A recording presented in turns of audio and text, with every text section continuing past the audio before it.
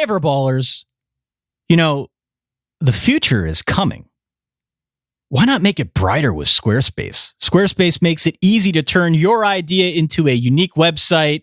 You can customize everything from look and feel to settings and products, all with beautiful templates created by world-class designers. Best of all, unlike other websites, you don't have to install or patch or upgrade anything ever. Head on out to squarespace.com today for a free trial. And when you're ready to launch, use the offer code SOLID. That's SOLID. And you'll save 10% off your first purchase of a website or domain. Welcome to the Solid Verbal. The Solid Verbal. Come after me! I'm a man! I'm 40! I've heard so many players say, well, I want to be happy. You want to be happy for a day? Eat a steak. It's that woo-woo! And now, Dan and Ty. Welcome back to the Solid Verbal, boys and girls. My name is Ty Hildenbrand. Joining me, as always, my good friend and colleague and co-host of many years over there in New York City, Dan Rubenstein. Sir, how are you? I'm all right, Ty. Life is all right. Yeah? I went to a museum today. Okay. I saw a whole bunch of great artwork. Went to MoMA, the Museum of Modern Art. Saw great photography. I'm excited about today's show. I like a good check-in, Ty. And we haven't spoken to Andy Staples. We really haven't had any guests on in a long time, just because there's so much information during the season and signing day. We obviously have a couple guests, Bud Elliott and Brandon Huffman, but it's good to just take a deep breath and say, what's going on? What are all these people doing? So I'm excited for this one. Wake in the morning and you step outside, Dan. You take a deep breath. You get real high on today. We're going to talk about new coaches. We're going to talk about new beginnings in the college football world. We've got a long list. As you know, the coaching carousel spun mighty quickly this college football offseason. So we're going to try and address at least the most prominent positions in the Power 5 that were filled with Andy Staples. Again, we're going to talk through some of our most pressing questions. Don't forget, we are here all off season long. We're not going anywhere. So if you like the show, please tell your friends about the show. If you haven't already subscribed, you can do so out on Apple Podcasts or Spotify, Google Play, Stitcher, anywhere you can find a good podcast. You can find the Solid Verbal. We've got all sorts of exciting things going on this offseason. And if you want to be in the loop, you can always do so by finding us out on Facebook, on Twitter, on Instagram, anywhere you can find social media. We are there as well, Daniel. Is that correct?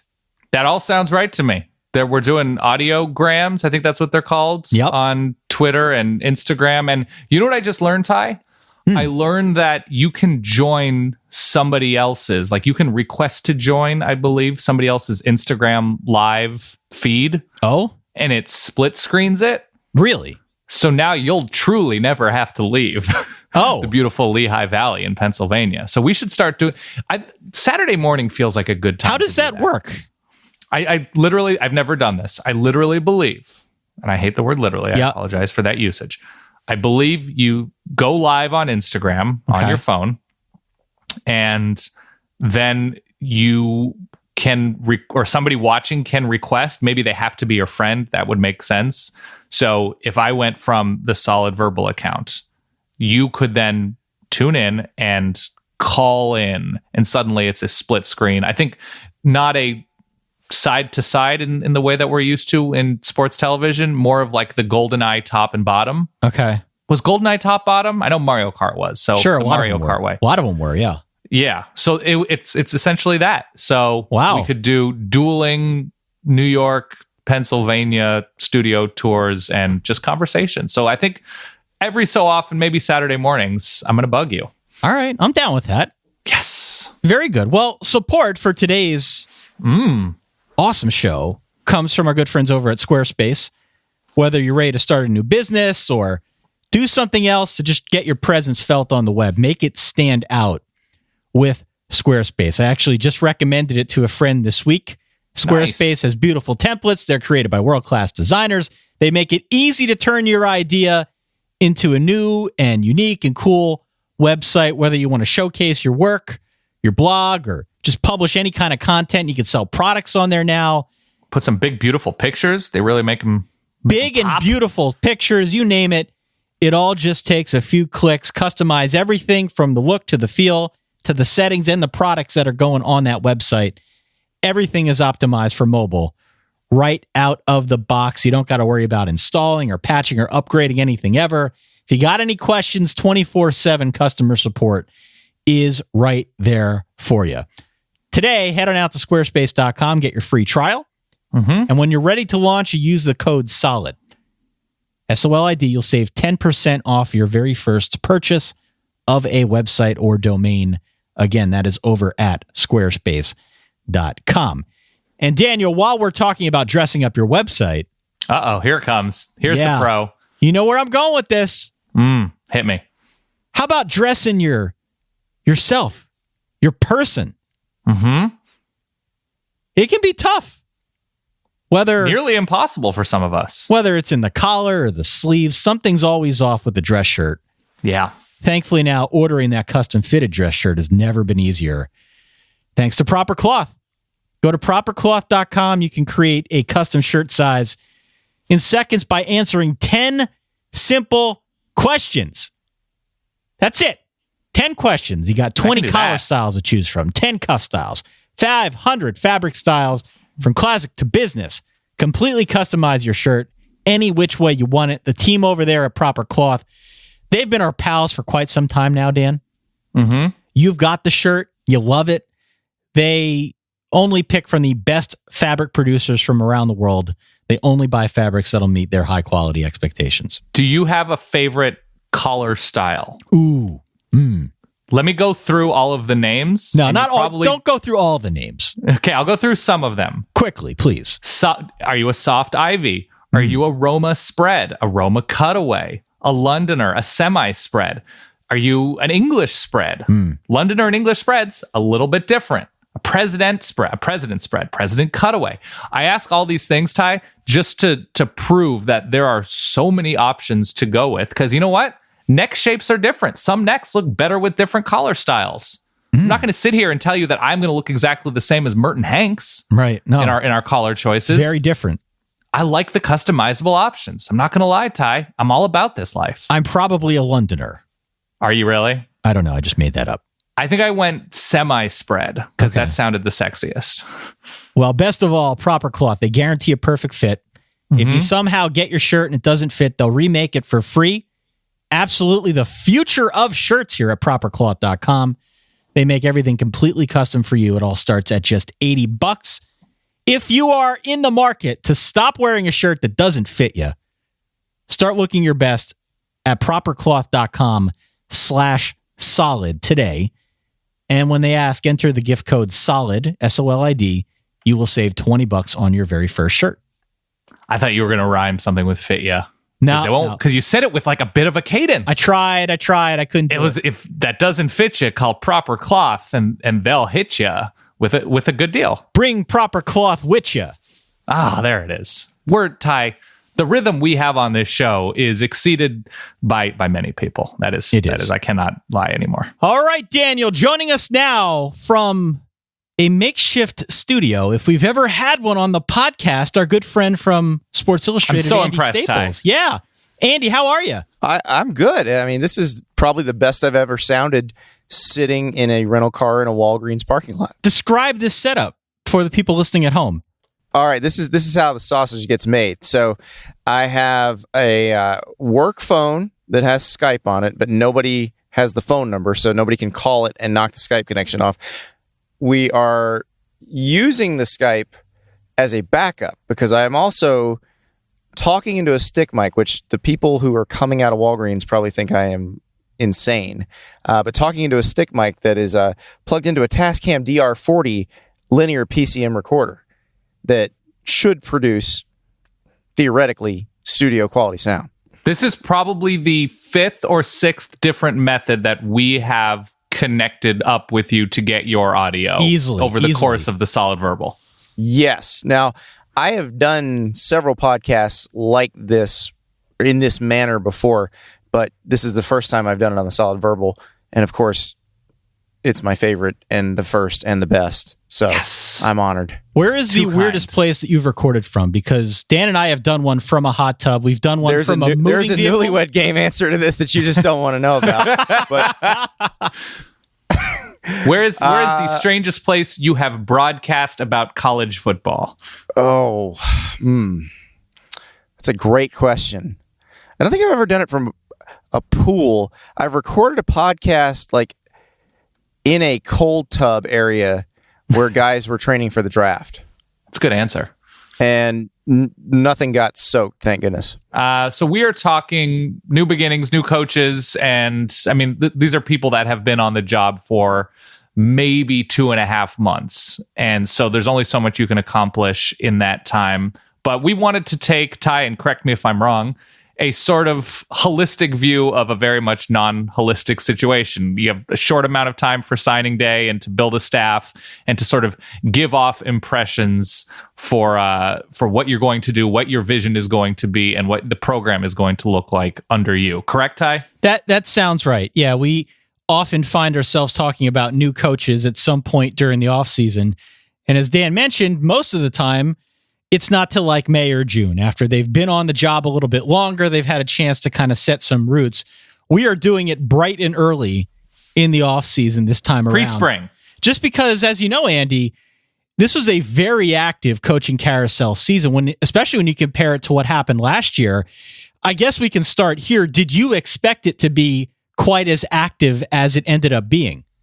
I'm not sure how active it was. I know it was a bunch of huge jobs. I think that we're looking at the fact that Florida turned over, Florida State turned over, big jobs. And, we weren't sure going into the season that those were going to turn over. Texas A&M we thought might turn over, but, the idea that Jimbo Fisher would leave Florida State for Texas A&M didn't sound like something in the realm of possibility in August. And then suddenly became more possible as things went along. The idea of Jim McElwain getting fired at Florida didn't seem in the realm of possibility in August, and things got real weird real fast. So I think it's just a case of kind of the quality of jobs that opened up that made it feel really active. I'm trying to think. The numbers I don't think are all that out of whack with how many head coaching jobs usually turn over. Fair enough. So let's start here. We mentioned Jimbo Fisher. He's coming over from Florida State. Obviously, blockbuster move for Texas A&M. It did seem that no price tag would be too high, and fairly or unfairly, he will be compared against that $75 million figure. He hires two very solid coordinators, I think particularly on defense. He inherits a younger team, take a couple years to sort of get into their own rhythm and reach his vision. I guess where should we look with Jimbo Fisher to measure his short-term impact if it's not a situation where they're winning 9 or 10 wins? I'm not sure we can look at that right now. I'm not sure there's a way to gauge his success right now because they, in terms of recruiting, they had commitments already. Guys that were committed to Kevin Sumlin pretty much stayed committed to Texas A&M. They've got a very hard schedule. Yeah. And so it may take a little while before we can really gauge what Jimbo Fisher's even doing there because Clemson comes into College Station in September. This is not going to be easy for him. And it's one of those, I think they're going to have to give him some time, a couple years to get things the way they want it.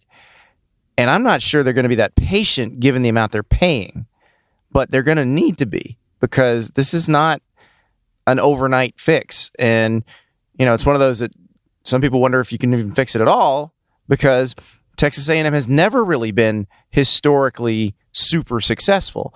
And the idea is you're hiring Jimbo Fisher so you can compete for SEC West titles and SEC titles and national titles.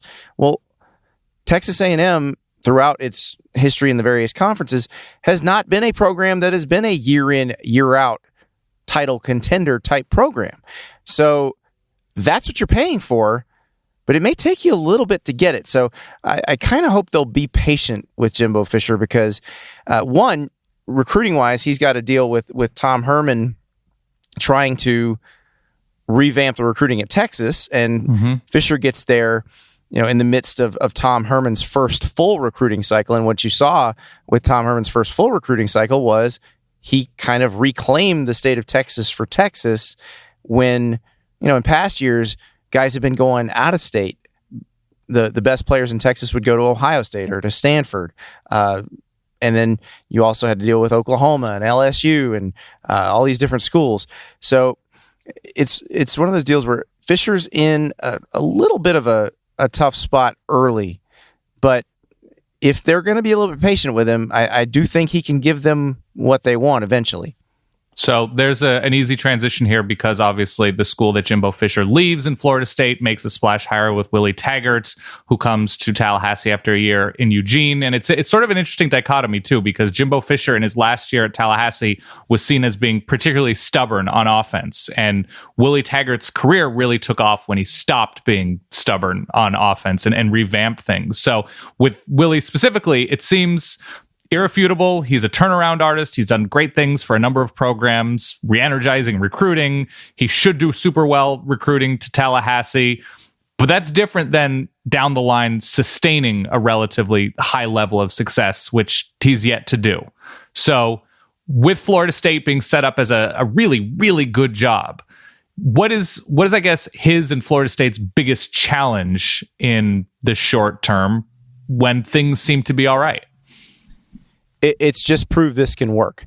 And I actually think people are very excited and intrigued about what that offense is going to look like with Florida State type talent. Mm-hmm. Because what Willie Taggart's offense is he ran the West Coast before at Western Kentucky, and when he first got to USF, he's basically the third Harbaugh brother, and his offense looked an awful lot like what Jim Harbaugh runs at Michigan. Well, they were about to get fired at USF, and so he made changes, and a lot of the stuff he installed was kind of cribbed from the Baylor Art Briles offense. Mm-hmm. And it really took off. The players loved it. They put up big numbers.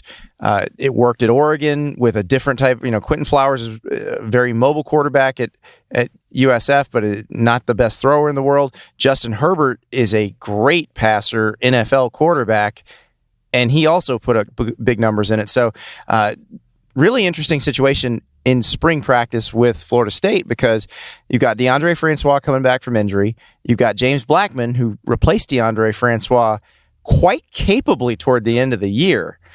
And they're both, guys who could succeed in this offense, but could succeed in different ways.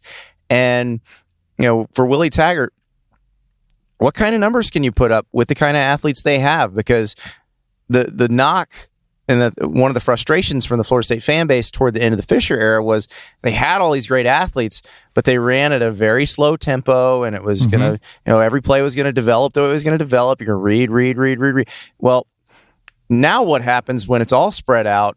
And remember, that offense, everybody thinks because you have receivers lined up outside the numbers that you're just going to chuck it around. That offense is actually designed to really be really successful on the ground. Cam Akers is the guy who I think may benefit from all this the most. Fair. Let's keep the chain going. Mario Cristobal is now the head coach of Oregon after taking over for Willie Taggart, who left. He's trying to model the way Oregon is run after his time at Alabama or an SEC power, a generic SEC power, whatever, from recruiting processes, if that's the word, strength and conditioning, day-to-day scheduling. He's, everybody says he's a very organized guy. He's out 3 steps ahead of everything. Do you believe that, I guess, philosophies about program framework are transferable? Obviously, a lot of people have tried to take that Alabama model, and Cristobal is he's onto something. He's going to succeed at Oregon. Or do certain methods only work at certain places? They're transferable if you can get the same kind of players. And that's the tricky part with Oregon. It's not can you get the skill players. They're going to have the skill players they need. Can you get the guys on the offensive and defensive lines that can make you competitive with Washington, with Stanford, with USC in that league? And look, the Pac-12 lines of scrimmage, with the exception of probably the Washington D-line, aren't really comparable to the D-lines and offensive lines that you see at an Alabama or an Auburn or an Ohio State. So you don't have to get their defensive line and their offensive line. You just have to get something better than what you've had. And Mario Cristobal has the eye for that. He knows what he's looking for, especially along the offensive line. The tricky part is convincing those guys to come to Oregon because they have tons of options. The kind of players you need to be successful at those positions have tons of options.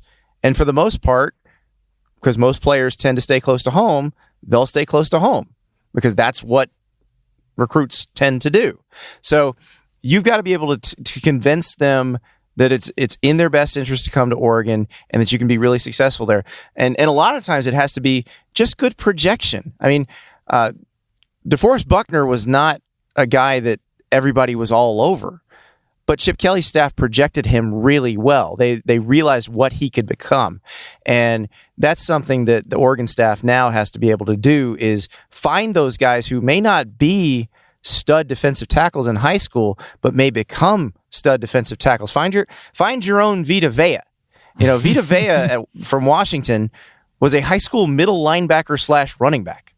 Now, he was a 290-pound middle linebacker / running back, which should have given you a good sense that he was going to grow into a very large person who could move very fast. Right. But that's the kind of person they need to find who, maybe not even Vita Vea was a little bit different case because there were some academic issues coming out of high school, so some schools kind of laid off him.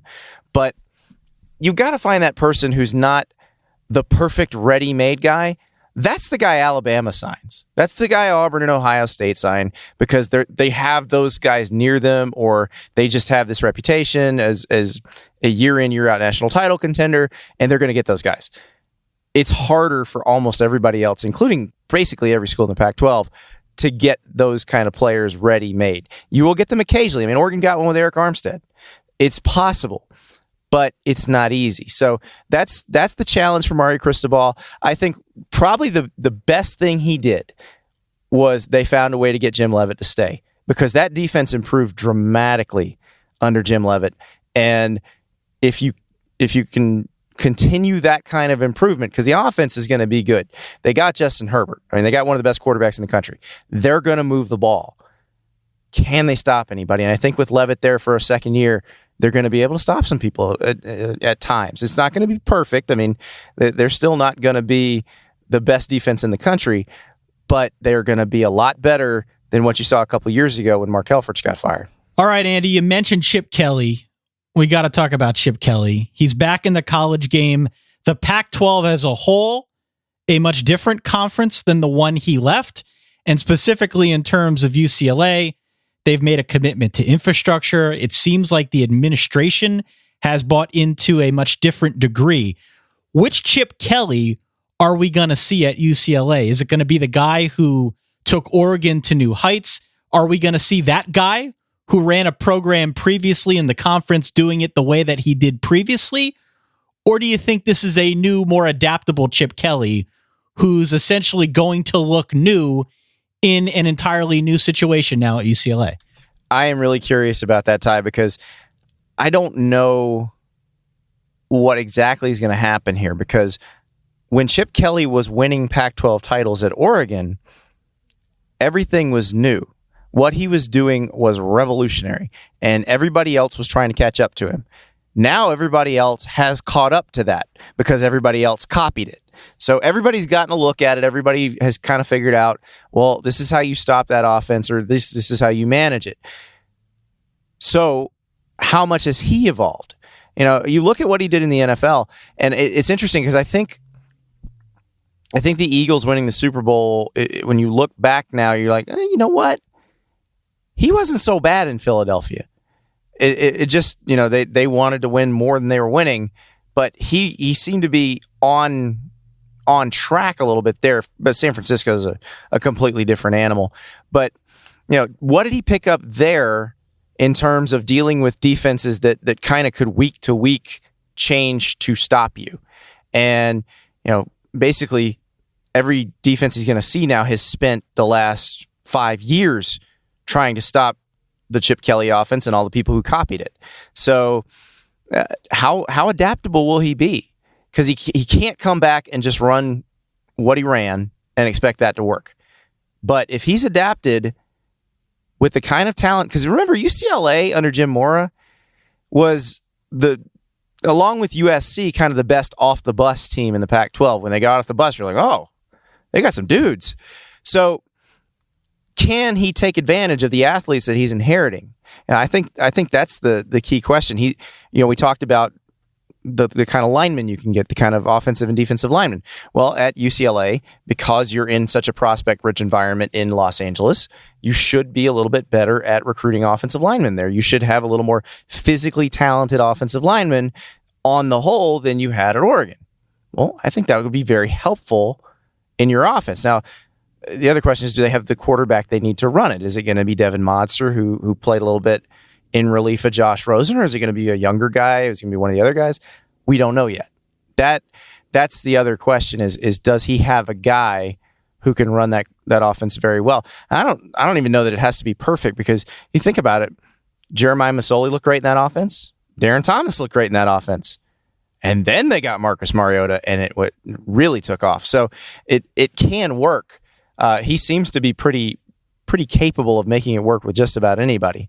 I'd put Dennis Dixon and Marcus Mariota in another class from Jeremiah Masoli and Darren Thomas, but the offense was still very effective with Masoli and Thomas running it. All right, Andy, you mentioned the word revolutionary. And when I think revolutionary, I think Herm Edwards. Yes! So, Herm said some really weird freaking things since he got that job at ASU. And look, a lot of us have magnified it. We've portrayed it in a negative way, certainly in a humorous way on this show. But, look, the recruiting class kind of came together all right. The Pac-12 as a whole, specifically in the South, is a bit in a state of flux. Could he be onto something here in his attempts to change the process and the model? But they're not changing the process or the model. Yeah, where do you come down on this whole thing? Nick Saban has had an NFL-style front office at Alabama since the second he walked in there 11 years ago. This is the model, though, with average players. Yeah, exactly. They think they're being revolutionary, but the thing about it is they're just copying what every good program has been doing for the past 10 years, where you have that kind of evaluation process. I think with Herm Edwards, we're being a little bit hard on him. He was kidding when he was talking about, it turns out you have to recruit the parents too. I think he was making a joke there. I think Herm Edwards is not a dumb guy. He knows you have to recruit the parents. And actually, if you've ever talked to Herm Edwards, he has the personality to be a great recruiter. And so I don't think it's an accident that they did okay in that late signing period. So the question is, can he coach? Can the coordinators they have now coach? Because remember, this was supposed to be built around Herm Edwards working with Billy Napier and Phil Bennett, and Billy Napier and Phil Bennett are gone.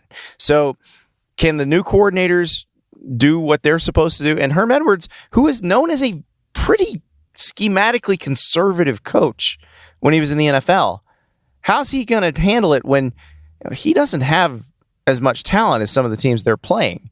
You can't be schematically conservative in that case. You gotta try some stuff. Is he going to be willing to try some stuff? Well, if you listen to his opening press conference, he's willing to try it all. Try and be different. Yeah, the trying to be different that they were doing then has already been for naught. So yeah, okay. He's going to be different in a different way now. Let's stay in the great state of Arizona. We'll talk about Kevin Sumlin, a much different situation because Rich Rod, as you know, unceremoniously fired on the 3rd of January. While he was there, he brought a lot of excitement to the program with his system. They were certainly dangerous to play. They put up points. They didn't always or really at all play much defense, but an excitable team nonetheless. Now you bring in Kevin Sumlin, kind of has the same track record over at A&M. A lot of excitement on offense. I don't think the defense ever materialized the way that they wanted. Certainly they had exciting prospects on the defensive side of the ball, but just was never a consistent product, at least defensively. When you look at this fit now, someone going to Arizona to take over for Rich Rod, do you look at this and say that this is an upgrade at all? Does it feel to you like it's more of a one-for-one swap? How do you assess this hire? It feels very similar. It feels like you're getting a lot of the same. And look, Kevin Selman and Rich Rodriguez shared a lot of stuff over the years. So I don't think the offense is going to look all that different at all. Now, Kevin Selman inherits Khalil Tate, knowing what Khalil Tate can do. And remember, it took them about a month of the season before they figured it out with the old staff. So going into a season and having a spring practice and a preseason camp where you know what Khalil Tate can do, I think you can have some fun drawing up plays for that. So I do think they may be a little bit better this year than they were last year. But on the whole, I do think they're probably about the same as they were. But Rich Rodriguez won a Pac-12 South. There's no reason with Khalil Tate, Kevin Selman can't win a Pac-12 South. You think about who inherited the best quarterback situation among the new coaches. Willie Taggart inherited a decent one, but someone, and maybe Joe Moorhead at Mississippi State probably inherited the best ones. Khalil Tate's really good. You know what he can do. And I think that's the thing that makes this a very attractive job at the moment. Now, when he's gone and they don't have that special quarterback, do they become an also-ran again? That's going to be Kevin Selman's challenge. Can keep that from happening. But right now, with a special quarterback that they know they're going to have starting, that's a pretty optimistic time. So from there, we'll go to an offensive mind who doesn't inherit really any quarterback that we know anything about, and that's Scott Frost at Nebraska.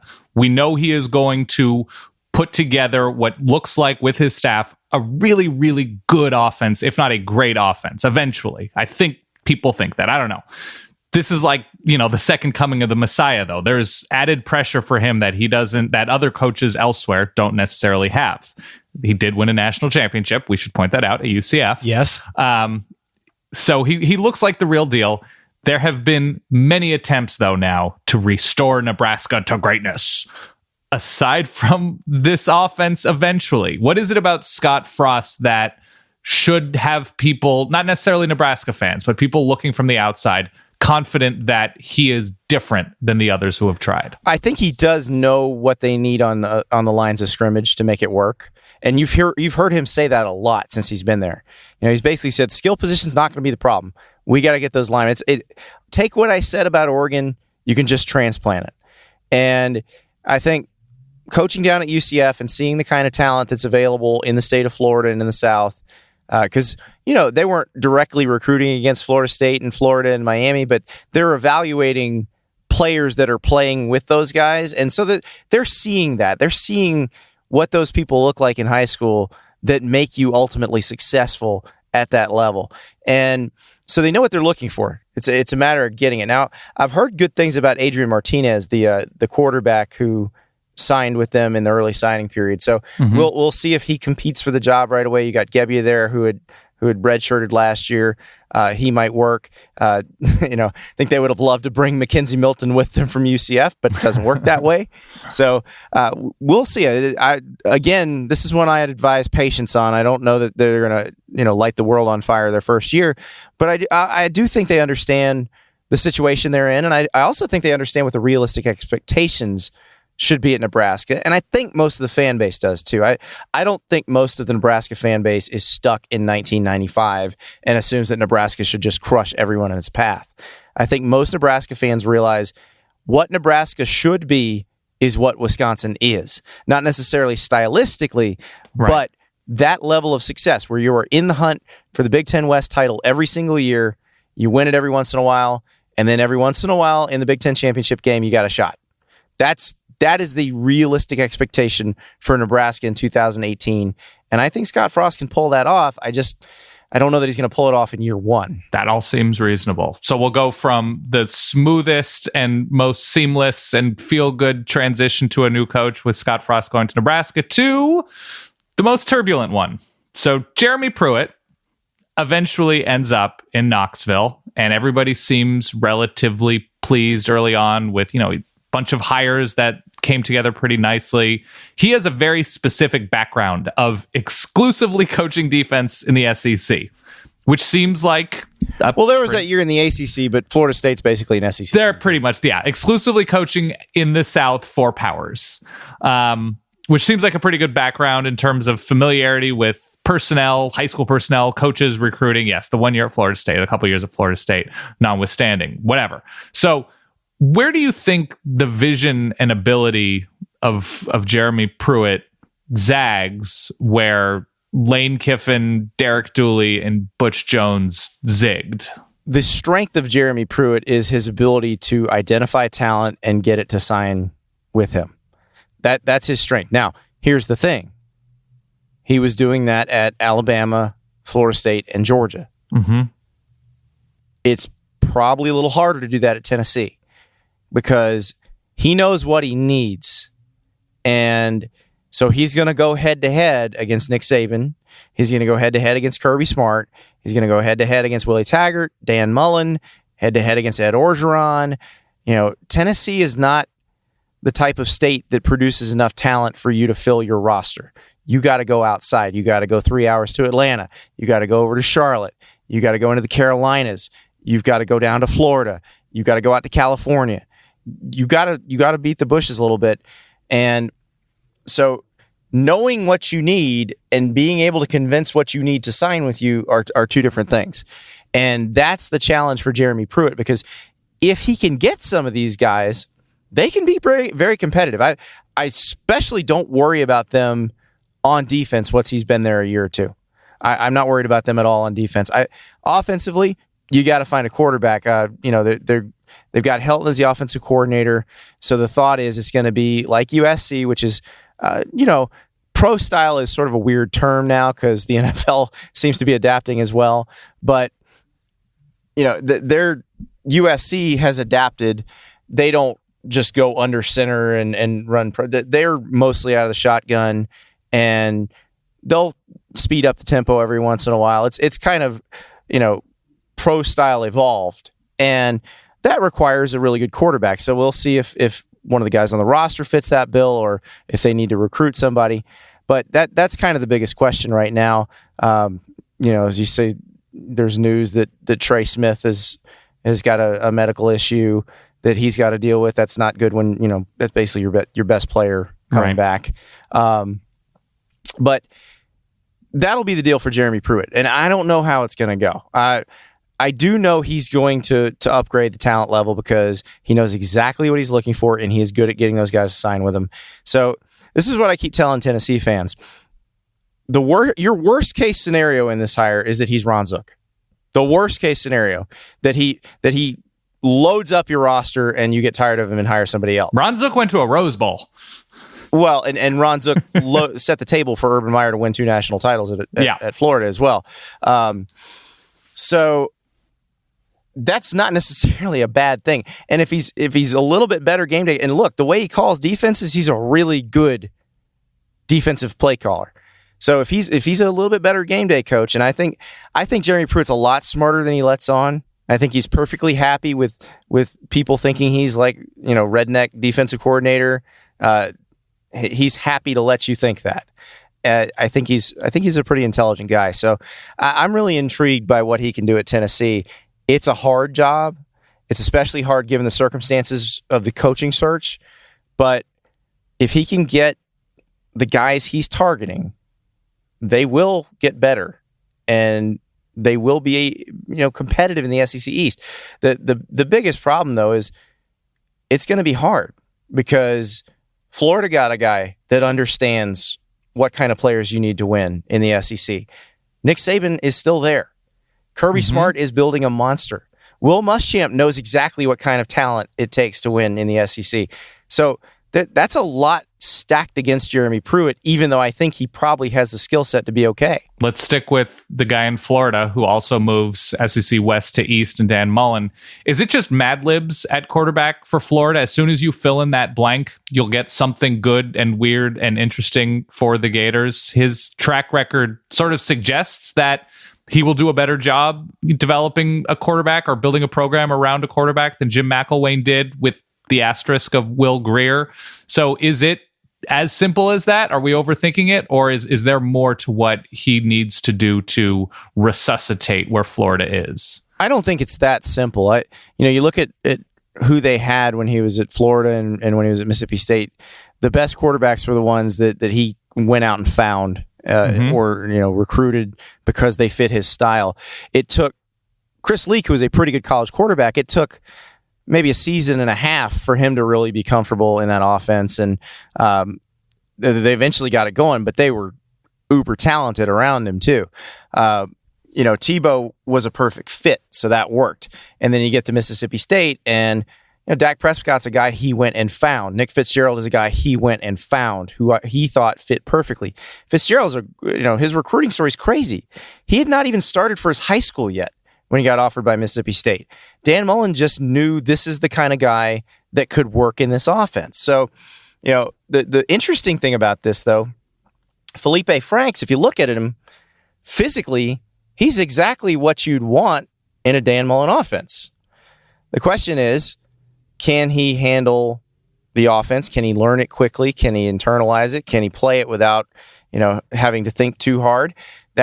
That's not easy to do in your first year. This is not an offense that people tend to pick up right off the bat. It's, you look at Dak Prescott, look at Nick Fitzgerald. They had to be in the program a while before they were comfortable with it. So I think that's the issue there. And you've got Franks, and then you've also got Emory Jones, the freshman. Now, Emory Jones is an interesting case because the first coach to offer him a scholarship was Dan Mullen at Mississippi State. So clearly he thinks that Emory Jones is the kind of guy who works in his offense. Question is, how quickly can he pick it up? Does Dan Mullen want to start him as a true freshman and put all that pressure on him to be the savior of the program? I don't know the answers to those questions. We're going to have to wait and see what happens during spring practice before we have any idea. But, it's one of those things where I think Dan Mullen realizes he has some patience from the fan base because they do understand the problems on offense that he inherited.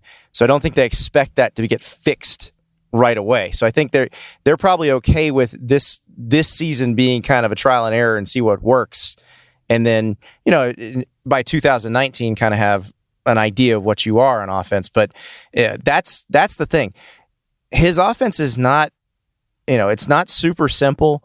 The quarterbacks have to worry about protections. They have to do a lot of things that quarterbacks in the NFL have to do, and it takes some time to learn. So that's why I think this is one where the fans would be wise to be a little bit patient. Though I do think they will be slightly better this year, just because they got a better strength and conditioning program. I don't mean to go all off-season story cliche on you, but they were not up to snuff in that department the last couple of years. And I think just being a little bit stronger and probably have a little better stamina as games go on, I think that may be good for another win or two. Mullen's replacement, as you know, at Mississippi State is another guy who's very bright when it comes to X's and O's, and that's Joe Moorhead. He comes over from Penn State, did a great job there, did a great job at Fordham before he ever got to Penn State. I think we're all kind of excited, Andy, to see what he brings to the equation now in Starkville. But the real question now, as ever, with Mississippi State is how much more production can a really bright scheme guy, an X's and O's guy, how much more production can he get when the best recruits usually end up elsewhere in the SEC West? Does that upper limit still exist at Mississippi State? If it does, how does Joe Moorhead combat it? It does still exist. And remember, they hired a really bright offensive scheme guy to replace a really bright offensive scheme guy who had been more successful there than just about anybody had been. So the thing I think is really interesting about Joe Moorhead is he was a very good, very creative coordinator at Penn State, really good at building off of what he had. Not saying this is my system and it works because I'm a genius. No, it was, okay, I have Trace McSorley. I have Saquon Barkley. I have Mike Gesicki. Here's how we're going to build this offense to take advantage of the things they do best. And I would imagine that Joe Moorhead got to Starkville And I know Nick Fitzgerald is coming off an injury, and we'll see how quickly the recovery process goes. But the thought is, if he's ready for the season, that's pretty exciting what Nick Fitzgerald can do. I mean, not many guys have that combination of speed and arm.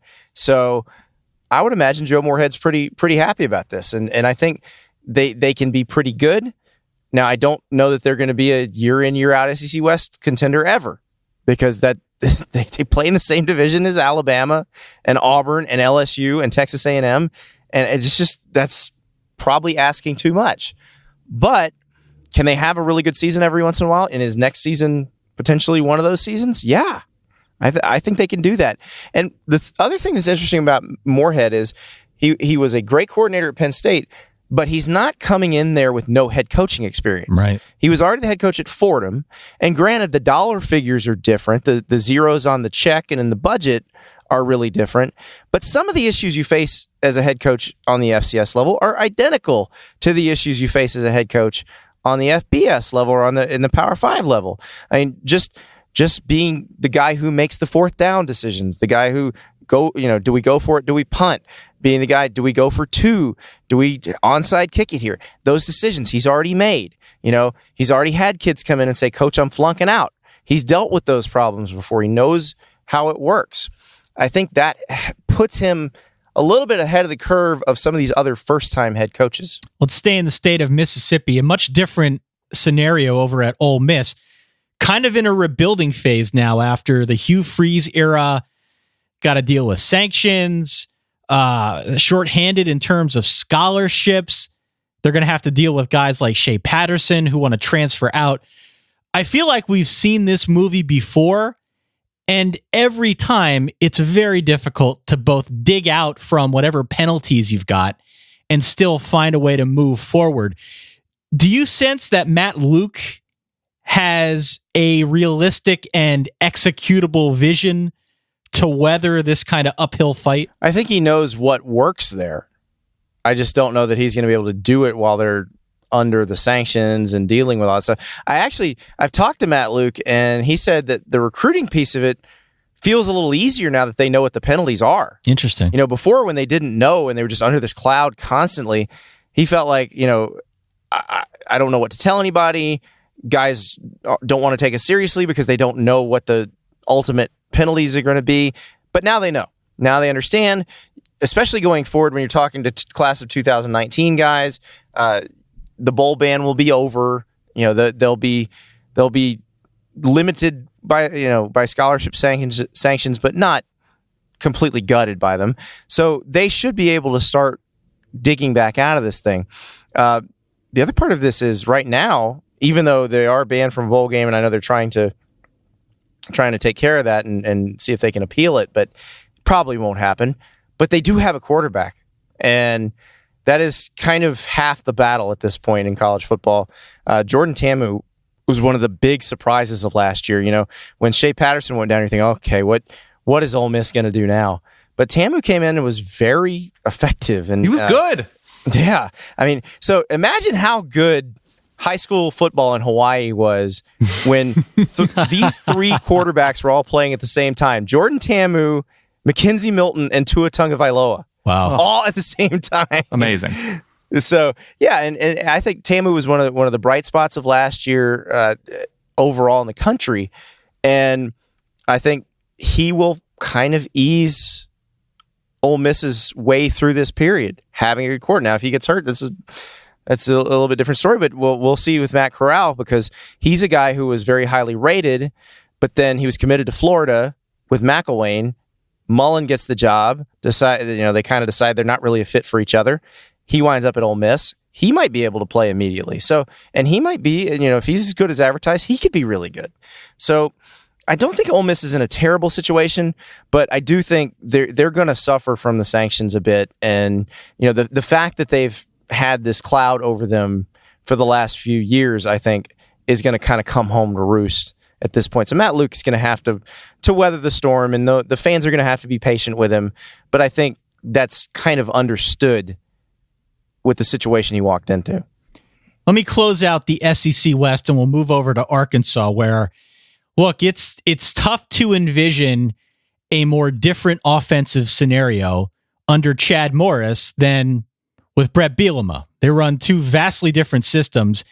Morris comes over now, and look, it's going to be different. It's going to be exciting.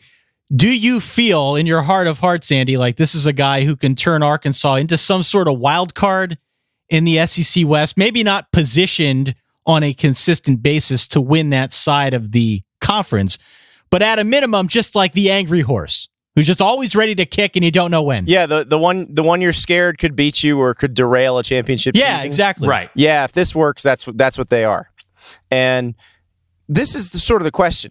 Since Arkansas left the Southwest Conference, it's always been, well, can we really recruit in Texas since we're not a member of the Southwest Conference anymore? And you're going to find out because Chad Morris, former SMU coach, former Texas high school coach, if he can't recruit in Texas, nobody can. But my guess is he will have success recruiting in Texas. So, he knows exactly what he's looking for schematically. I think that offense is going to give people problems. Again, I don't know that they'll be able to get the kind of horses on the D-line that they really need to be competitive year in and year out in the SEC West. But yeah, when let's say, this is a good scenario for him. If he gets in a situation where, he's got a special quarterback every once in a while and some veteran players, that's where they're the team that can really mess up your really good team season. So what they were in the back half a few years ago. Yeah, or what they were under Bobby Petrino. I mean, right.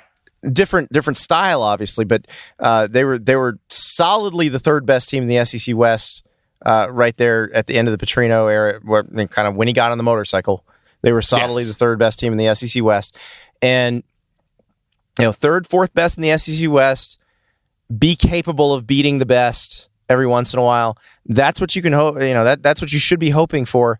And I do think if Morris can get the guys that work in his system, that is doable. Fair. And last and least, I apologize. That was me and Oregon State fans. That was uncalled for.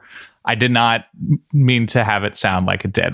We had a question last week, actually, about whether Oregon State peaked in the 2001 Fiesta Bowl, the Chad Johnson, TJ Hushmanzada. The answer is probably yes, if we're going to be fully honest. But they had a couple good Thursday nights against USC in the part of that decade. I really hated that I liked watching the Rogers brothers as much as I did. They were fantastic. They were so wonderful. Much fun. Yes. So now, obviously, since then, the conference has gotten more competitive. There's a whole lot more money, better coaching. So does Oregon State under Jonathan Smith need to, I think a good word is differentiate. Do they need to start thinking about what they're doing in extremes in terms of... Well, they should have been thinking about that, but it's too late to hire an option coach now. It's too late to hire Ken Niumatalolo, which they definitely should have done. I mean, when you're Oregon State, you should absolutely do something completely psychotically different. Okay. Because that's your only shot. And, we'll see what Jonathan Smith can do. That obviously the offense he ran at Washington is not that different than anything else. So I don't know how that's going to go. But yeah, that's a prime option type candidate. And for whatever reason, they didn't think that'd be a good idea. I don't know if somebody said, well, you can't ever recruit a 5-star quarterback. Well, I don't know how to break this to you guys. You aren't going to do that anyway. And at least if you ran the option, you wouldn't need to. But yeah, no, I think they should try very hard to differentiate themselves. And I'm not sure that that's what their plan is. Fair enough. So where are you right now? So you are outside the Orlando airport? Yes, correct. And where are you going? I'm going to Indianapolis for the Combine. Have you done the Combine before? Yes, I have. So what are you looking forward to? Who are you looking forward to seeing? What is the plan? You get to talk to the players, which is good. Not for the NFL aspect of it. That's what most of the people asking the questions are there for. Right. So they ask questions like, the reporter who covers the Browns goes, have you talked to the Browns? And the guy goes, I talked to everybody. I'm going to talk to everybody when I'm here. And that's what everybody says, because everybody talks to everybody. So don't ask if they've talked to a specific team, because they're going to. No, for me, it's nice to do kind of exit interviews, because guys tend to be a lot more loose talking about their college days now that they're over. Mm-hmm. And there's no SID staring over their shoulder. or maybe it's a guy who they just weren't allowed to talk during their college career or talked very rarely. And, sometimes it's fun to ask them questions about, hey, what happened in this game or what? And they're happy to talk about it because they'd much rather talk about that than what they're going to do in their underwear the next day. Right. Do you have a pet term like loose hips, like wingspan? Functional athleticism. Do you have a favorite that you'll be using? Bubble. Bubble's the best combine term there is. Bubble, huh? You know what the bubble is, right? Of course. Explain it. Go ahead. You don't know what the bubble is, do you, I know Ty? what the bubble is. I don't think you do. I don't know if Ty, what is your guess? My guess for the bubble is sort of like a tweener, a guy who's kind of in between rounds or in between tiers. No. Is that that's a different the bubble for the NCAA tournament?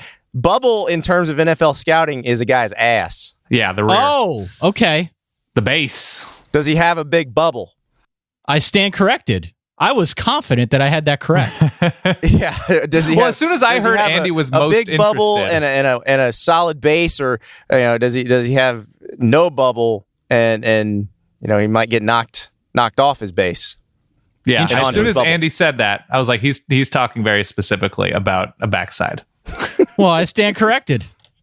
I'm glad we got to drag that out as a bit. Thank you. More than anything else. No, thank you. It meant a lot to me, I was worried you were going to say the correct answer, and I was going to feel really stupid for dragging it out. This is a really good opportunity, and Sports Illustrated gets some flack for the swimsuit issue. So here's a chance for Andy to sort of even it out and do like the best butts of the combine. I could do that.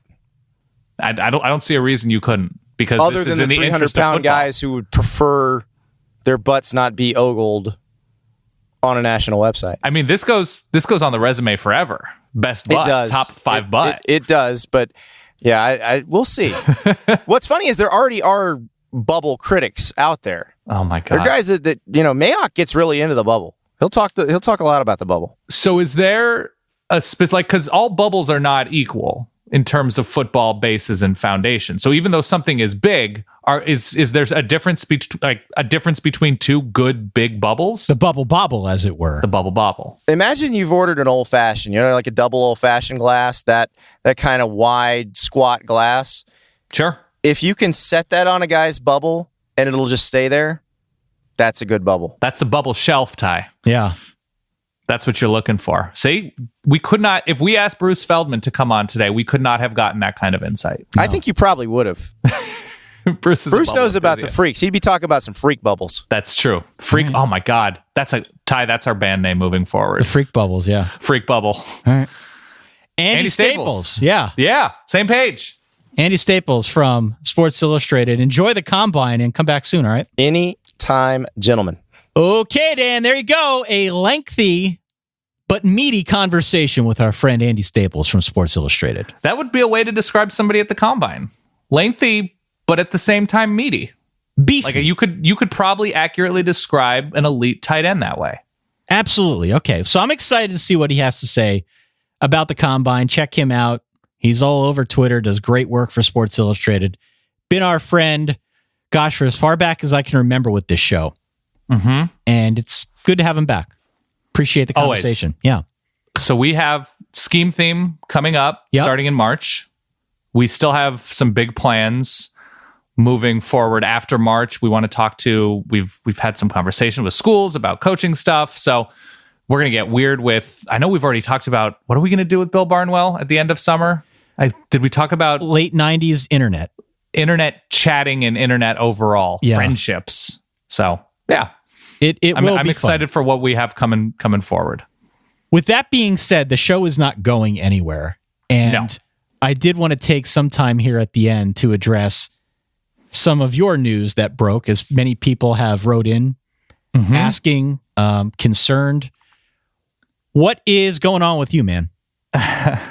I'm glad you asked, because I do want to clear the air, because there were a lot of people that asked in light of some news that the Solid Verbal continues stronger than ever. We're very excited about the 2018 season and beyond. But yes, if you saw on Twitter, and I know not everybody's on Twitter, I don't think I posted this on Facebook or anywhere else. Last week, I was part of the SB Nation and Vox Media layoffs.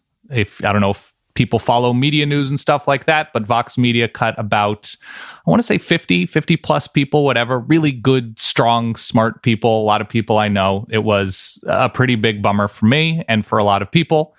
But, with some time to reflect, I sort of admit and recognize how fortunate I have been. Very, very lucky to have been there for 6 years. For an overwhelming majority of my time there. It was a place with creative people making fun, different video things. I was a host and producer. It was collaborative. Everyone, for the majority of those years, loved coming into work and working together, et cetera, whatever. But nothing lasts forever, Ty. No. You know this. Yeah.